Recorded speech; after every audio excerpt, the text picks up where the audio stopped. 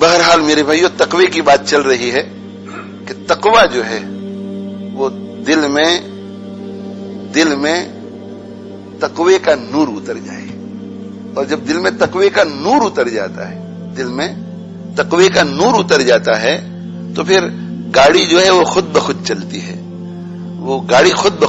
ہے، پھر یہ سارے کام جو ہے وہ آسان ہو جاتے ہیں، سارے کام، مشکل سے مشکل کام بھی آسان ہو جاتا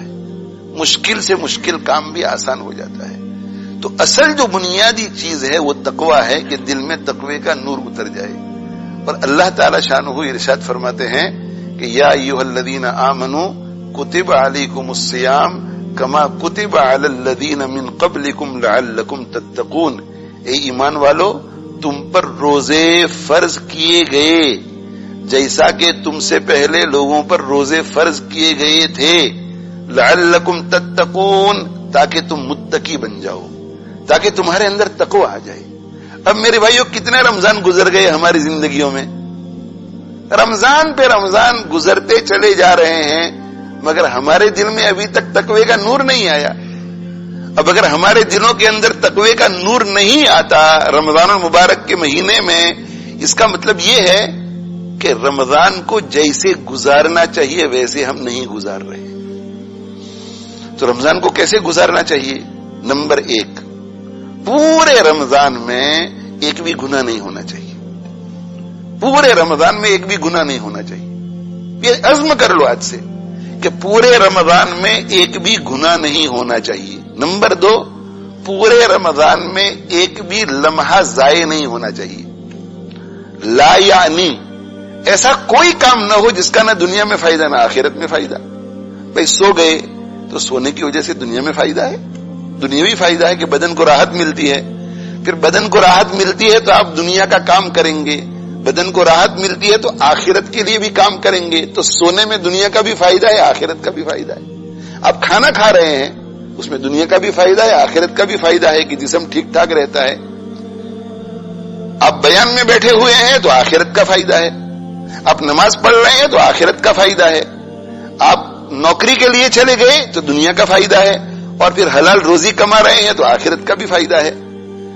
ایسا کام جس کا نہ دنیا میں کوئی فائدہ نہ آخرت میں. تراویح کی نماز پڑھی، تراویح کی نماز پڑھ کر مسجد کے کسی کونے میں 4-5 آدمی بیٹھ گئے، گپ شپ شروع ہو گئی، مسجد کے باہر گپ شپ شروع ہو گئی، کسی کے گھر میں اکٹھے ہو گئے، گپ شپ شروع ہو گئی، آدھ گھنٹہ، پون گھنٹہ، 1 گھنٹہ پاکستان کی باتیں شروع ہو گئی، انڈیا کی باتیں شروع ہو گئی، کورونا وائرس کی باتیں شروع ہو گئی، پولیٹکس کی باتیں شروع ہو گئی.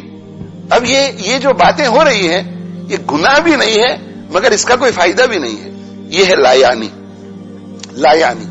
اور ہم لوگ چونکہ گناہ کرنے کے عادی ہو گئے ہیں، اس لیے شروع میں ایسی باتیں ہوں گی جو دین کی ہوگی، اس کے بعد آگے جا کر کے لا یعنی، اور لا یعنی کے بعد پھر تیری میری شروع ہو جائے گی، غیبت شروع ہو جائے گی.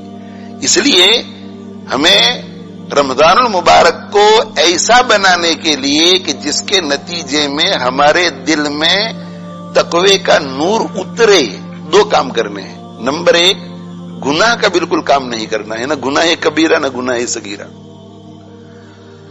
گناہ کا کام بالکل نہیں کرنا ہے. اور نمبر 2، لا یعنی بالکل نہیں، ایسا کوئی کام نہیں ہے کہ جس میں نہ ہو، جس میں نہ دنیا کا فائدہ نہ آخرت کا فائدہ. ہاں، آنکھیں غلط کام نہیں کرے گی، کان غلط کام نہیں کریں گے، زبان غلط کام نہیں کرے گی، سحری حلال روزی سے ہوگی، افطاری حلال روزی سے ہوگی، کسی کی غیبت نہیں، کسی کی برائی نہیں، تیری میری نہیں، بد نظری نہیں، فلموں کو دیکھنا نہیں، میوزک سننا نہیں، کسی پر غصہ نہیں، گالی نہیں، لڑائی جھگڑے نہیں، نمازوں کو چھوڑنا نہیں، گناہ نہ ہو، گناہ بالکل نہ ہو.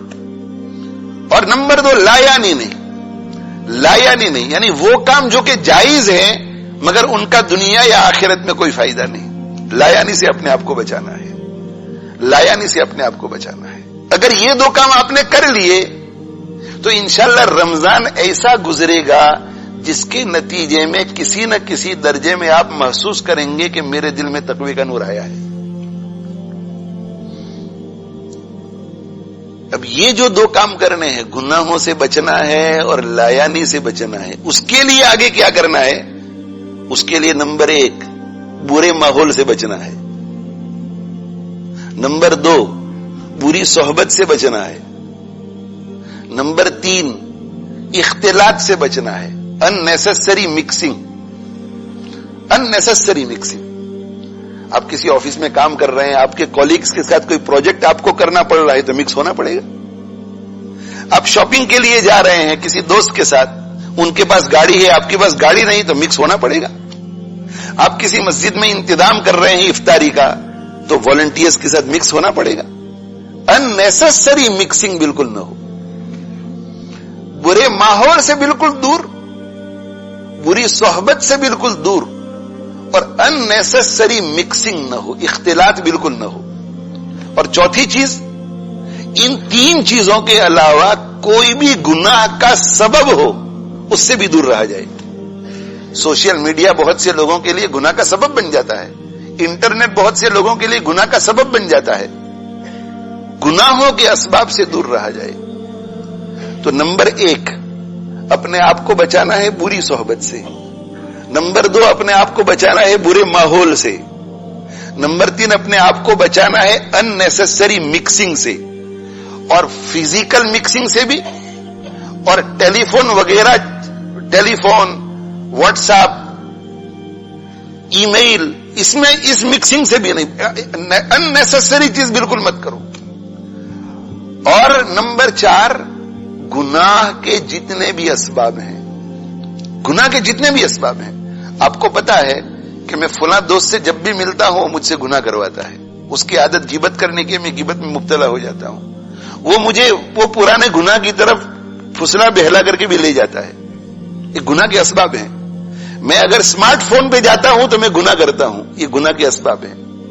اگر ضرورت نہ ہو، کوئی آپ کا کام اس نیچر کا نہ ہو کہ جس میں آپ کو اسمارٹ فون کی ضرورت ہے، تو رمضان میں کم سے کم اسمارٹ فون ختم کر دو، رمضان میں کم سے کم یوٹیوب کا ایپ نکال دو، وہ سارے ایپس نکال دو رمضان المبارک کے اندر جن کی وجہ سے ہم یا تو لایانی میں مبتلا ہوں گے یا گناہوں میں مبتلا ہوں گے۔